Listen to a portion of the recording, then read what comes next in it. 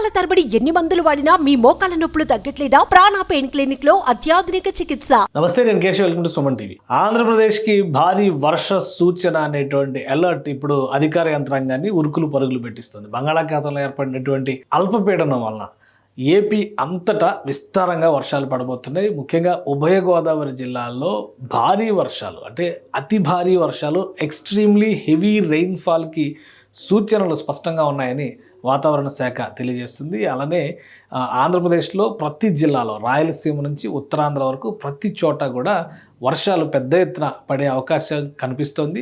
దీనికి సంబంధించినటువంటి డేటాను రిలీజ్ చేసింది. 2 రోజుల పాటు తీర ప్రాంతంలో ఉన్నటువంటి గ్రామాల ప్రజలు మరింత అప్రమత్తంగా ఉండాల్సినటువంటి అవసరం కనిపిస్తోంది.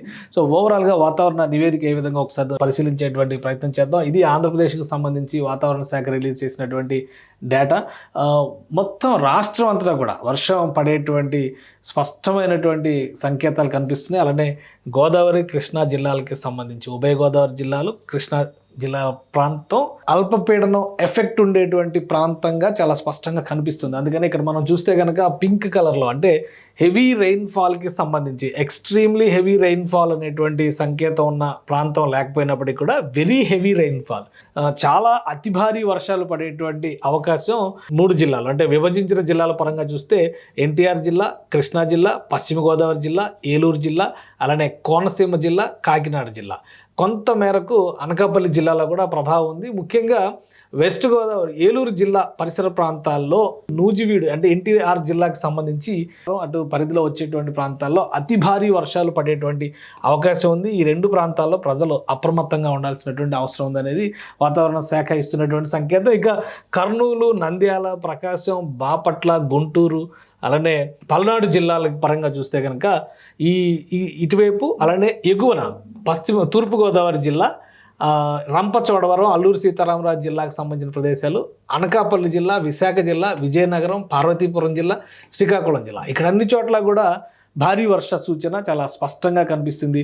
మిగతా గ్రీన్ కవర్లో ఉన్నదంతా కూడా సాధారణ స్థాయి నుంచి ఒక మోస్తరు స్థాయి నుంచి భారీ వర్షాలకు సంకేతం ఉన్నటువంటి జిల్లాలు ఇవన్నీ. నెల్లూరు, తిరుపతి జిల్లా, అన్నమయ్య జిల్లా, అలానే చిత్తూరు జిల్లాలో కొంత భాగం, ఇక్కడ కొంచెం స్వల్ప వర్షపాతం ఉండే అవకాశం ఉంది. అలానే సత్యసాయి జిల్లాకు సంబంధించి, అనంతపురం జిల్లాకు సంబంధించి, వైఎస్ఆర్ జిల్లాకు సంబంధించి, ఇటువైపు చూస్తే నంద్యాల జిల్లాలో కొంత భాగం. ఇక్కడ అక్కడక్కడ కూడా మనం చూస్తే మ్యాప్ అంతా ప్రతి చోట రాష్ట్రంలో ఈ 2 రోజులు వర్ష సూచన చాలా స్పష్టంగా ఉంది. ప్రధానంగా కోస్తాలో ఈ తీర ప్రాంత ప్రజలు తీవ్రమైనటువంటి అప్రమత్తతను ఎదుర్కోవాల్సినటువంటి అవసరం ఉందని వాతావరణ శాఖ హెచ్చరికలు జారీ చేస్తుంది. కృష్ణా, ఉభయ గోదావరి జిల్లాల పరిధిలో ఉన్నటువంటి ప్రాంతాల్లో అతి భారీ వర్షాలు పడతాయి కాబట్టి అక్కడ అధికార యంత్రాంగాన్ని ప్రభుత్వం ఇప్పటికే అప్రమత్తం చేసింది. తీర ప్రాంతాల్లో సముద్ర వేటకు వెళ్లకుండా మత్స్యకార గ్రామాలని అప్రమత్తం చేసినట్టుగా సమాచారం ఉంది. బంగాళాఖాతంలో ఏర్పడినటువంటి అల్పపీడనం తీరం చేరడానికి 48 గంటల సమయం పట్టేటువంటి అవకాశం ఉంది. కాబట్టి ఈలోపు గమనం ఎటు మారుతుంది అనేది చూడాలి. కానీ ప్రస్తుతానికి మాత్రం ఏపీ అంతటా విస్తారంగా వర్షాలు పడతాయి. మధ్య మండలంలో మాత్రం హెవీ రెయిన్ఫాల్కి ప్రజలు సిద్ధంగా ఉండాల్సిన అవసరం స్పష్టంగా ఉంది.